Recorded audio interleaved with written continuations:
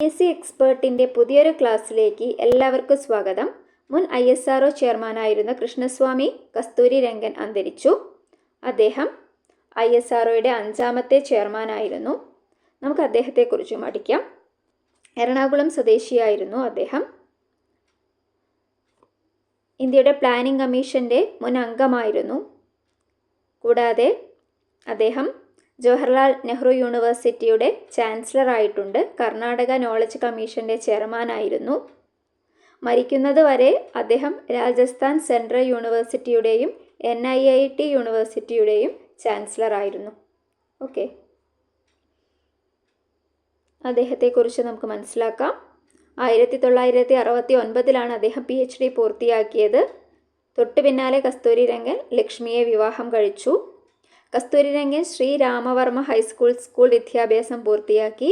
കസ്തൂരി രംഗൻ മുംബൈയിലെ രാംനാരായണൻ റൂയ്യ കോളേജിൽ നിന്ന് സയൻസിൽ ഓണേഴ്സ് ബിരുദം നേടി. മുംബൈ സർവകലാശാലയിൽ നിന്ന് ഭൗതികശാസ്ത്രത്തിൽ മാസ്റ്റർ ഓഫ് സയൻസ് ബിരുദം നേടി. 1971 അഹമ്മദാബാദിലെ ഫിസിക്കൽ റിസർച്ച് ലബോറട്ടറിയിൽ ജോലി ചെയ്തുകൊണ്ട് പരീക്ഷണാത്മക ഹൈ എനർജി ജ്യോതിശാസ്ത്രത്തിൽ ഡോക്ടറേറ്റ് ബിരുദം നേടി. ജ്യോതിശാസ്ത്രം, ബഹിരാകാശ ശാസ്ത്രം, ആപ്ലിക്കേഷനുകൾ എന്നീ മേഖലകളിലായി 240-ലധികം പ്രബന്ധങ്ങൾ അദ്ദേഹം പ്രസിദ്ധീകരിച്ചു. 2003 ഓഗസ്റ്റ് 27 സ്ഥാനമൊഴിയുന്നതിന് മുമ്പ് കസ്തൂരി രംഗൻ ഇന്ത്യൻ ബഹിരാകാശ സംഘടനയുടെ ISROയുടെ ചെയർമാനായും ബഹിരാകാശ കമ്മീഷൻ്റെ ചെയർമാനായും ബഹിരാകാശ വകുപ്പിൽ ഇന്ത്യ ഗവൺമെൻറ്റിൻ്റെ സെക്രട്ടറിയായും 9 വർഷം സേവനമനുഷ്ഠിച്ചു. ISROയിൽ അദ്ദേഹം ISRO സാറ്റലൈറ്റ് സെൻറ്ററിൻ്റെ ഡയറക്ടറായും സേവനമനുഷ്ഠിച്ചു. പുതുതലമുറ ബഹിരാകാശ പേടകങ്ങളായ Indian national satellite system INSAT-2, Indian remote sensing ഉപഗ്രഹങ്ങൾ, ശാസ്ത്രീയ ഉപഗ്രഹങ്ങൾ എന്നിവയുടെ വികസനത്തിന് മേൽനോട്ടം വഹിച്ചു. ഇന്ത്യയുടെ ആദ്യത്തെ 2 പരീക്ഷണാത്മക ഭൗമനിരീക്ഷണ ഉപഗ്രഹമായ ഭാസ്കര 1, 2 എന്നിവയുടെ പ്രൊജക്ട് ഡയറക്ടറായും അദ്ദേഹം സേവനമനുഷ്ഠിച്ചു. അദ്ദേഹത്തിൻ്റെ നേതൃത്വത്തിൽ ഇന്ത്യയുടെ അഭിമാനകരമായ വിക്ഷേപണ സ്ഥാപനങ്ങളായ polar satellite launch vehicle, geosynchronous satellite launch vehicle എന്നിവയുടെ വിജയകരമായ വിക്ഷേപണവും പ്രവർത്തനക്ഷമമാക്കലും ഉൾപ്പെടെ നിരവധി പ്രധാന നാഴികക്കല്ലുകൾക്ക് ഈ പരിപാടി സാക്ഷ്യം വഹിച്ചു. ഇന്ത്യക്കുള്ള ദേശീയ വിദ്യാഭ്യാസ നയം 2020 രൂപീകരിക്കാൻ ചുമതലപ്പെടുത്തിയ ഒരു കമ്മിറ്റിയുടെ തലവനായിരുന്നു കസ്തൂരി രംഗൻ. പിന്നീട് 2021 സെപ്റ്റംബറിൽ ഒരു പുതിയ ദേശീയ പാഠ്യപദ്ധതി ചട്ടക്കൂട് വികസിപ്പിക്കുന്നതിന് ഉത്തരവാദിയായ 12-അംഗ സ്റ്റിയറിംഗ് കമ്മിറ്റിയുടെ തലവനായിട്ടും അദ്ദേഹം നിയമിച്ചു. 3 വർഷത്തെ കാലാവധി നൽകിയ ഈ കമ്മിറ്റി രാജ്യത്തുടനീളമുള്ള സ്കൂളുകളുടെ പാഠപുസ്തകങ്ങൾ, സിലബസുകൾ, അധ്യാപന രീതികൾ എന്നിവയുടെ വികസനത്തിനുള്ള മാർഗനിർദ്ദേശ രേഖയായിരിക്കും. കസ്തൂരി രംഗൻ ബാംഗ്ലൂരിലെ രാമൻ റിസർച്ച് ഇൻസ്റ്റിറ്റ്യൂട്ട് ട്രസ്റ്റിൻ്റെ ബോർഡ് ഓഫ് ട്രസ്റ്റീസ് അംഗമായും സേവനമനുഷ്ഠിച്ചു. അദ്ദേഹത്തിന് ലഭിച്ച ബഹുമതികളും അവാർഡുകളുമാണ്: 2009 Vikram Sarabhai memorial gold medal ലഭിച്ചു. ഇന്ത്യൻ സയൻസ് കോൺഗ്രസ് ആണ് അവാർഡ് നൽകുന്ന സംഘടന.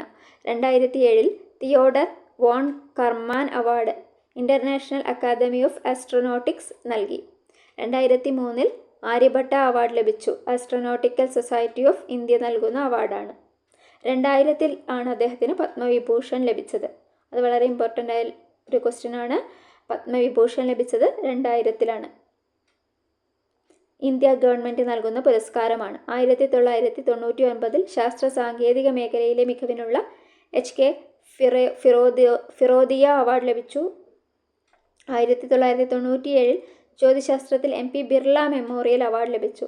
1992 പത്മഭൂഷൺ ലഭിച്ചത്. പത്മവിഭൂഷൺ 2000 പത്മഭൂഷൺ 1992 1982 പത്മശ്രീ. ഇത് നോക്കി വെക്കണം, എന്താ സ്റ്റേറ്റ്മെൻ്റായിട്ട് എക്സാമിൽ ചോദിക്കാൻ ചാൻസസ് ആണ് ഇങ്ങനത്തെ ഫാക്ട്സ്. 1981 ഇന്റർ കോസ്മോസ് കൗൺസിൽ അവാർഡും ലഭിച്ചിട്ടുണ്ട്. 1982 Padmashri, 92 Padmabhushan, Padmavibhushan 2000, Aryabhata award 2003, Theodore von Karman award 2007, Vikram Sarabhai memorial gold medal 2009. Kasturi രംഗന് 27 സർവകലാശാലകളിൽ നിന്ന് ഓണററി ഡോക്ടറേറ്റും ലഭിച്ചിട്ടുണ്ട്.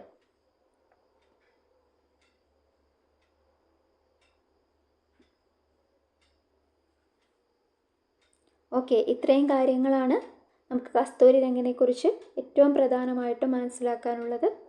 എല്ലാവരും നോട്ട് ചെയ്ത് വെച്ച് പഠിക്കുക. Thank you for watching. നിങ്ങൾ ക്ലാസ് ഇഷ്ടപ്പെട്ടാൽ ലൈക്ക് ചെയ്യുക, ഷെയർ ചെയ്യുക, സബ്സ്ക്രൈബ് ചെയ്യുക. Thank you every one.